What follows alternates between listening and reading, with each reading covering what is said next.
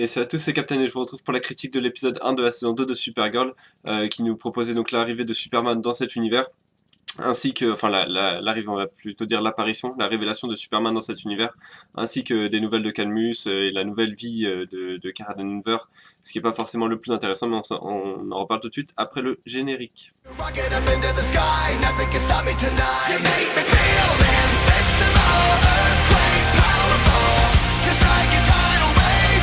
You make me brave, you're my titanium fight song, raising up like the roar of victory in a stadium. Who can touch me, 'cause I'm who can stop me tonight? You make me feel invincible. Donc la première chose à retenir de ce premier épisode de la saison 2 de Supergirl, c'est bien sûr, et c'est même, enfin c'est de façon logique, c'est Superman, puisque pourquoi c'est de façon logique, c'est que tout le marketing en fait de cette saison, toutes les images en fait qui ont été proposées de la série, depuis son passage sur la CW, etc., sont sur Superman. Toutes les infos sont quasiment sur Superman, sur les Kryptoniens, sur qui est dans la capsule. On sait que c'est Mon-El. Et donc du coup, on sait que la saison va encore tourner plus ou moins autour des Kryptoniens, en tout cas la première partie de la saison, je pense. Mais du coup, voilà, du coup, je pense que c'est assez logique de commencer par Superman. J'ai lu et vu beaucoup de critiques de ce Superman avant même qu'il ait débuté, et je trouvais que les critiques étaient un peu faciles. Après, en même temps, je comprenais d'où elles venaient, mais moi j'aime bien ce Superman, et autant d'un point de vue physique que comment dire, que mental, on va dire, enfin que plutôt psychologique. C'est-à-dire que j'arrive plus à m'identifier à ce Superman un peu comment dire, affiné, on va dire, plutôt que Superman Mastoc, enfin presque tank qu'on peut avoir dans les comics ou des choses comme ça, qui du coup, enfin auquel on peut du coup enfin pas du tout s'identifier, parce que contrairement à Batman qui lui on sait qu'il a travaillé etc pour avoir ses muscles, Superman il a juste à avoir les rayons du soleil pour se muscler. Donc là voilà, ce Superman affiné m'a pas tellement dérangé, voilà. Voilà, il m'a même pas du tout dérangé. Et j'ai bien aimé ce personnage qui est, voilà, qui est léger, qui est fin, qui est amusant en fait, qui marche voilà, parfaitement je trouve avec cet univers, et du coup je trouve que c'est vraiment une force pour l'instant, en tout cas dans ce premier épisode. Après j'ai peur honnêtement il soit tellement captivant enfin, qu'il devienne une distraction plus qu'une force dans la série, qu'il devienne tout simplement trop présent et que du coup il pousse Supergirl de côté. Après en même temps on va pas se mentir, enfin je préfère avoir clairement voir Superman à l'écran plutôt que d'avoir comme dans cet épisode la vie privée de Kara Denver qui, sans savoir pourquoi, devient limite dépressive, c'est-à-dire qu'il y a 12 heures. C'est-à-dire que cette saison 2 commence 12 heures après la fin de la saison 1, où Kara du coup, avait un nouveau poste à Catco, mais ce nouveau poste il dégage, et elle doit se trouver un nouveau boulot parce que Cat Grant veut qu'elle se trouve un nouveau boulot. Et du coup, elle qui rêvait de se mettre avec Jimmy Olsen pendant toute une saison, pendant 20 épisodes, on s'est bouffé de la romance entre Kara et Jimmy et James Olsen, pour qu'au final ils choisissent de rester juste amis. Ça sent clairement, encore une fois, j'ai peur en fait que ça devienne encore une fois, on se devient amis pour se remettre ensemble dans la saison 2, parce que voilà, il faut renouveler l'intrigue amoureuse, et elle peut pas s'arrêter dès la deuxième saison. Il faut que ça soit une on-off, enfin une relation voilà on-off, comme quasiment toutes les séries sur la CW. Ce qui est dommage, parce que du coup voilà, franchement alors que, enfin j'aurais compris si Kara Denver avait des difficultés à joindre sa vie de Supergirl avec sa vie de Kara Denver, justement.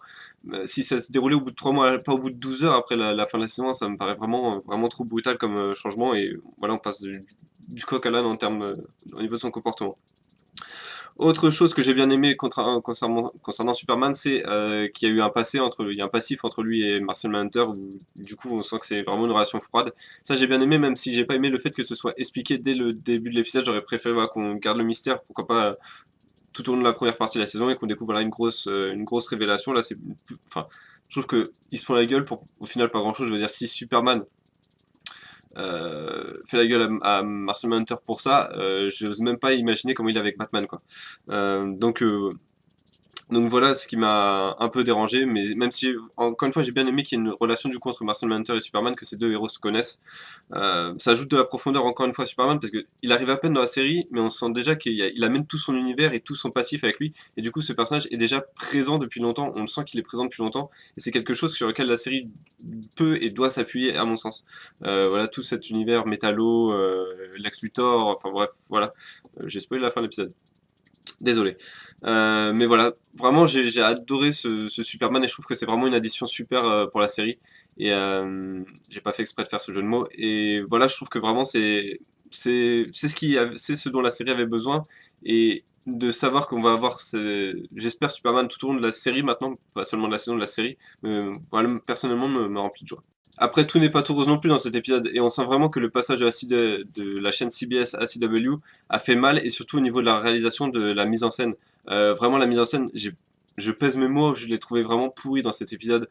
C'est trop rushé, l'action, enfin c'est mal filmé, du coup c'est mal monté, on passe d'une action à une autre en un plan, voilà, c'est sans transition. Et surtout au niveau des scènes plus ou moins d'action et ce qui s'ensuit, c'est-à-dire un personnage s'est fait tirer dessus, direct il y a une personne qui est sur lui, quoi, qui est en train de le soigner alors qu'on n'a pas vu cette personne aller vers lui. Donc, bref, ça me. Il y a quelque chose, ouais, quelques trucs qui allaient pas.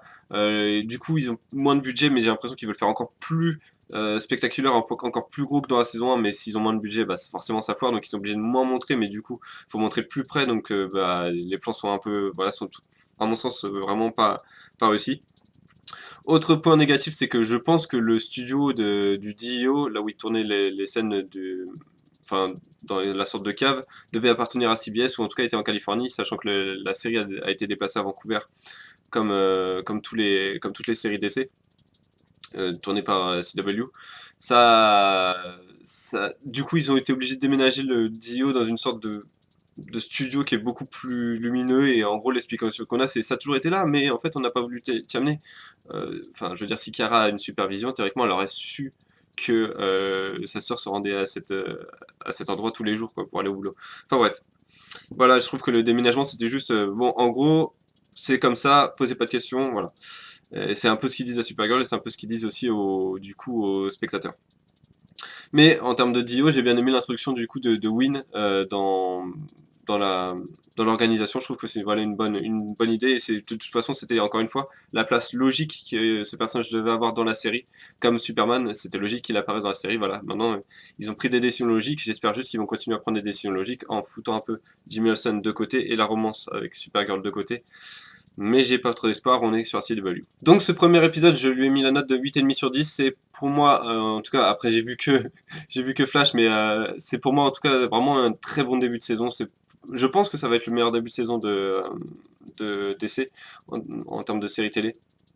Voilà, l'introduction de Superman fait vraiment un énorme, je pense, un énorme bien à cette série. Vraiment, c'est une grande bouffée d'air et puis surtout, ça, en plus d'être une bouffée d'air, ça ajoute de la profondeur.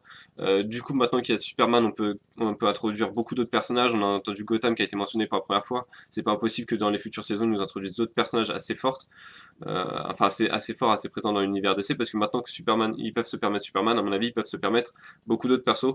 Et ça serait assez logique, et ça serait, je pense, bienvenu dans cette série, vu que ça a été confirmé que c'est un univers totalement à part des autres séries DC, donc en gros c'est une troisième, quatrième terre, enfin bref. Ils peuvent faire à peu près ce qu'ils veulent avec cette terre, et franchement je trouve que c'est une bonne idée, et ça ajoute un potentiel assez monstrueux et assez intéressant, assez alléchant pour cette série. Voilà, c'est tout ce que je voulais dire pour cette critique du premier épisode de Supergirl. Donc si vous l'avez vu, n'hésitez pas à me dire ce que vous en pensez dans les commentaires. N'hésitez pas à me dire également ce que vous pensez de ce Superman. Est-ce que pour vous c'est un Superman ou est-ce que au contraire vous le trouvez qu'il est trop fin, enfin voilà, vous détestez ce personnage comme beaucoup de gens en ligne. Voilà, n'hésitez pas à me le dire dans les commentaires. En tout cas, moi franchement, j'approuve et j'aime beaucoup ce Superman. C'est quasiment un de mes Superman préférés au niveau adaptation, en tout cas de premier abord comme ça, on va dire, juste d'apparence et de voilà, juste d'apparence, on va dire.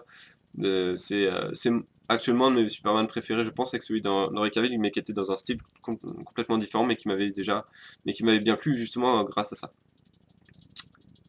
Voilà, c'est tout ce que je voulais dire pour encore une fois pour cette vidéo. Donc je vous remercie de l'avoir regardé. Demain, il y aura la critique de l'épisode 2 de Flash. Vendredi, il y aura la critique de l'épisode 3 de Legend of Tomorrow. Et puis si vous suivez que Supergirl, bah, il y aura la critique mardi prochain de l'épisode 2. Et puis bah, sinon, bah, si vous voulez suivre d'autres actualités d'essais, que ce soit les comics ou les films, n'hésitez pas à vous abonner à la chaîne. Il y aura plein d'infos sur ça.